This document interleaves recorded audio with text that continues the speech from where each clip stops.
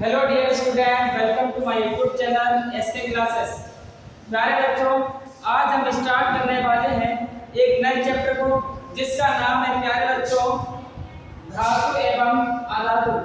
प्यारे बच्चों, ये चैप्टर हमारे लाइफ में बहुत ही इंटरेस्टिंग चैप्टर है जिसके आज हम इंट्रोडक्शन धातु एवं अधातु और धातुओं के भौतिक प्रॉपर्टीज पर डिस्कस करने वाले हैं। प्यारे बच्चों, तो आइए चलते हैं, क्लास को स्टार्ट करते हैं। प्यारे बच्चों, हमारे चैप्टर का नाम है धातु एवं अधातु। तो इसे पढ़ने से पहले प्यारे बच्चों हमें यह पता होना चाहिए कि धातु क्या है, अधातु क्या है और उपधातु क्या है।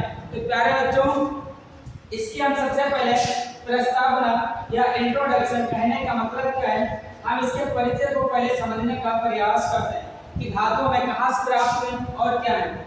प्यारे बच्चों, सामान्यतः तत्वों को उनके भौतिक एवं रासायनिक गुणों के आधार पर धातु एवं अधातु में वर्गीकृत किया जाता है। प्यारे बच्चों, वर्तमान आवर्त सारणी में धातुओं को बाईं ओर तथा अधातुओं को दाईं तरफ व्यवस्थित किया गया है। प्यारे बच्चों, हमें पता होना चाहिए कि आवर्त सारणी में धातुओं को किस ओर व्यवस्थित किया गया है तथा अधातुओं को किस ओर व्यवस्थित किया गया है। तो प्यारे बच्चों, आवर्त सारणी में धातुओं को दाईं तरफ और अधातुओं को बाईं तरफ व्यवस्थित किया गया है। अब प्यारे बच्चों, हमारे मन में प्रश्न यह उठता है कि वर्तमान में तत्वों की संख्या कितनी है, इसमें कितनी धातुएं हैं, इसमें कितनी अधातु और उपधातु हैं। तो प्यारे बच्चों, हम इस पर चर्चा करते हुए आप लोगों से डिस्कस कर रहे हैं। प्यारे बच्चों, अब तक का मतलब है प्यारे बच्चों, वर्तमान समय में जो भी तत्वों की संख्या है वो लगभग 100 है। प्यारे बच्चों, 118 है। इनमें से 92 तत्व प्राकृतिक रूप से पाए जाते हैं, जबकि शेष तत्व मानव निर्मित या हम कह सकते हैं कि मानवों के द्वारा संश्लेषित किए गए। इन तत्वों में भी प्यारे बच्चों जो हमारे पास 118 यानी कि 118 तत्व हैं, इन तत्वों में प्यारे बच्चों अधिकांश तत्व धातु हैं। कौन से हैं प्यारे बच्चों? अधिकांश तत्व धातु हैं। उसके बाद जबकि कुछ तत्व लगभग 24 अधातु हैं। तो प्यारे बच्चों, हमें याद रखना है कि अगर हमसे बहुविकल्पी पूछे वर्तमान आवर्त सारणी में तत्वों की संख्या कितनी है तो हमें बताना लगभग 118 होगी। उसके बाद यदि हमसे पूछे कि आवर्त सारणी में अधिकांश तत्वों की संख्या है तो हमें प्यारे बच्चों बताना होगा कि अधिकांश तत्वों की संख्या धातु है।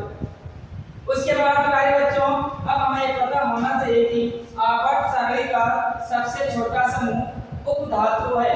उपधातुओं का है जिनकी संख्या केवल और केवल प्यारे बच्चों 8 होगी। कितनी होगी? 8 होगी। तो प्यारे बच्चों, यहाँ पर हमारा इंट्रोडक्शन समाप्त होता है। अब हम चर्चा करेंगे कि धातु क्या है और धातु के भौतिक एवं रासायनिक गुण क्या क्या है। प्यारे बच्चों, हम स्टार्ट करने वाले हैं कि धातु क्या है, इसकी परिभाषा क्या है। प्यारे बच्चों, धातु हम समझने का प्रयास कर रहे हैं कि धातु क्या है। तो प्यारे बच्चों, सबसे पहले हमें धातु की डेफिनेशन याद होनी चाहिए कि धातु क्या है। प्यारे बच्चों, धातु वह तत्व है जो सामान्य क्रियाओं में अपने परमाणु से एक या एक से अधिक इलेक्ट्रॉन का त्याग कर देते हैं। प्यारे बच्चों, कोई भी तत्व जो अपने परमाणु से एक या एक से अधिक इलेक्ट्रॉन का त्याग करता है धातु कहलाता है, जिसे हम सामान्य परिभाषा से समझ सकते हैं। प्यारे बच्चों, परिभाषा के अनुसार धातु वह तत्व है जो सामान्य क्रियाओं में अपने परमाणु से एक या एक से अधिक इलेक्ट्रॉन का त्याग करते हैं, धातु कहलाता है। प्यारे बच्चों, जैसे सोडियम हमारे पास एक धातु है, जब ये अपघटित होगा, ये किसी के साथ क्रिया करेगा तो यह सोडियम आयन प्लस इलेक्ट्रॉन का त्याग करता है।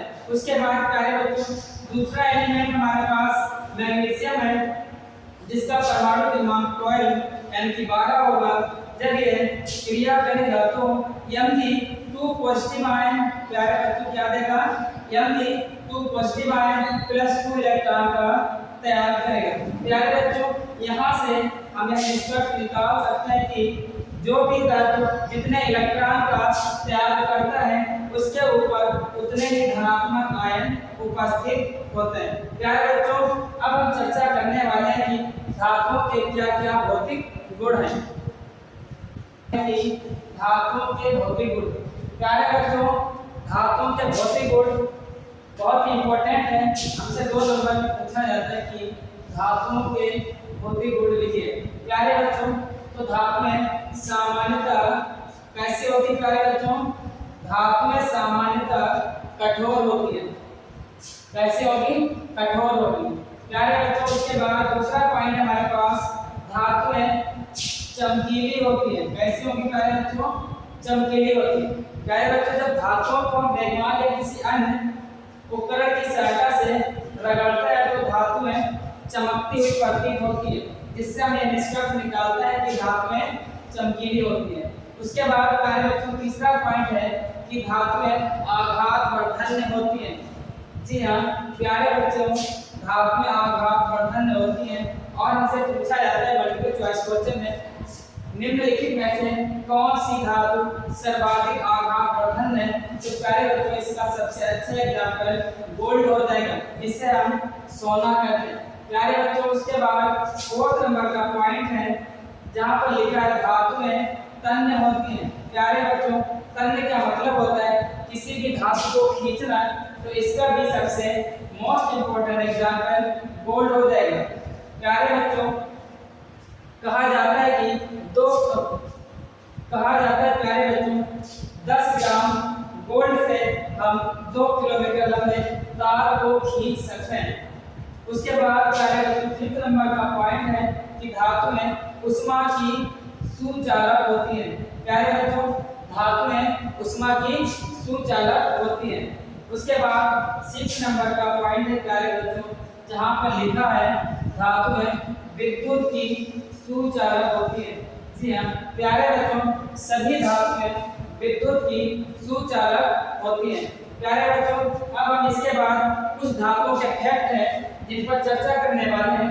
प्यारे बच्चों धातुओं का फैक्ट से तात्पर्य है कि कौन सी धातु किस अवस्था में किस माध्यम में कैसे रहती है। अब हम चर्चा करने वाले हैं कि धातुओं से संबंधित कुछ महत्वपूर्ण बिंदु। प्यारे बच्चों इन महत्वपूर्ण बिंदुओं से हमारा ऑब्जेक्टिव टाइप का क्वेश्चन बनता है, जहां पर सबसे पहला पॉइंट लिखा है प्यारे बच्चों सोडियम धातु को हम चाकू से काट सकते हैं क्योंकि यह धातु सबसे ज्यादा मुलायम होती है। उसके बाद प्यारे बच्चों दूसरा पॉइंट हमारे पास लिखा है कि गैलियम तथा पारा, गैलियम को प्यारे बच्चों Ga से रिप्रेजेंट करते हैं। उसके बाद प्यारे बच्चों पारा को हम Hg से रिप्रेजेंट करते हैं। प्यारे बच्चों गैलियम तथा पारा कमरे के ताप पर द्रव्य अवस्था में पाए जाते हैं। उसके बाद प्यारे बच्चों हमारे पास तीसरा पॉइंट है ओस्मियम, इसका प्रतीक है हमारे पास OS, सबसे भारी धातु है। इसके बाद प्यारे बच्चों हम चर्चा करने वाले हैं कि सोना यानी कि गोल्ड, सोना सबसे अधिक आघात वर्धन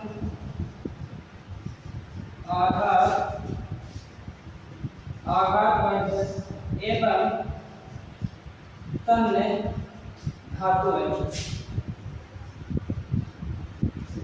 प्यारे बच्चों इन चारों पॉइंट को हमें याद रखना है और यहाँ से हमारा ऑब्जेक्टिव टाइप का क्वेश्चन 100% बन जाएगा।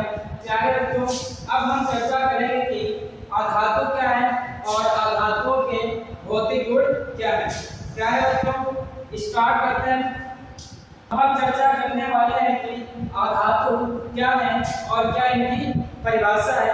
प्यारे बच्चों यहाँ पर हम आधातुओं के भौतिक गुणों पर चर्चा नहीं करेंगे क्योंकि आधातुओं के भौतिक गुण डायरेक्टली और डायरेक्टली धातुओं के भौतिक गुण से अपोजिट होते हैं। तो प्यारे बच्चों हम इन्हें वहीं से रिलेट करेंगे। प्यारे बच्चों अधातु की परिभाषा को हम आसान शब्दों में समझने की प्रयास कर रहे हैं। प्यारे बच्चों, अधातुओं की परिभाषा, अधातु वह तत्व होते हैं जो सामान्य क्रियाओं में इलेक्ट्रॉन को ग्रहण करते हैं। प्यारे बच्चों, अभी हम धातु की परिभाषा में समझ रहे थे कि धातु वह तत्व है जो सामान्य क्रियाओं में इलेक्ट्रॉनों का त्याग करते हैं, लेकिन अधातु उसका अपोजिट है। प्यारे बच्चों, अधातु वह तत्व होते हैं जो सामान्य क्रियाओं में इलेक्ट्रॉनों को ग्रहण करते हैं। क्या करते हैं प्यारे बच्चों? इलेक्ट्रॉनों को ग्रहण करते हैं। जैसे क्लोरीन प्लस एक इलेक्ट्रॉन हमारे पास है, जब ये रिएक्ट करेगा तो ये क्लोरीन का आयन बनाएगा। प्यारे बच्चों, इस आयन को हम ऋण आयन कहते हैं। प्यारे बच्चों, उदाहरण के लिए कि कौन से तत्व हमारे पास अधातु है, तो हमारे पास प्यारे बच्चों carbon, sulphur, iodine, bromine, oxygen, nitrogen, hydrogen, etcetera. इनके अतिरिक्त और भी हमारे पास ऐसे तत्व हैं प्यारे बच्चों जो अधातु है। नोट पॉइंट है हमारे पास प्यारे बच्चों, ब्रोमीन एकमात्र अधातु है जो द्रव्य अवस्था में पाई जाती है। प्यारे बच्चों, ब्रोमीन के अतिरिक्त अन्य सभी अधातु हैं या तो ठोस अवस्था में पाई जाएगी या फिर गैसीय अवस्था में पाई जाएगी। जैसे प्यारे बच्चों ऑक्सीजन है, नाइट्रोजन है, हाइड्रोजन है, ये सभी अधातु हैं और यह सभी की सभी प्यारे बच्चों गैसीय अवस्था में पाई जाती है। उसके बाद प्यारे बच्चों कार्बन है और हमारे पास आयोडीन है, ये हमारी ठोस अवस्था में पाई जाती है। तो प्यारे बच्चों, आज के क्लास को हम यहीं पर समाप्त करते हैं। कल हम डिस्कस करेंगे धातुओं के रासायनिक गुणों पर। प्यारे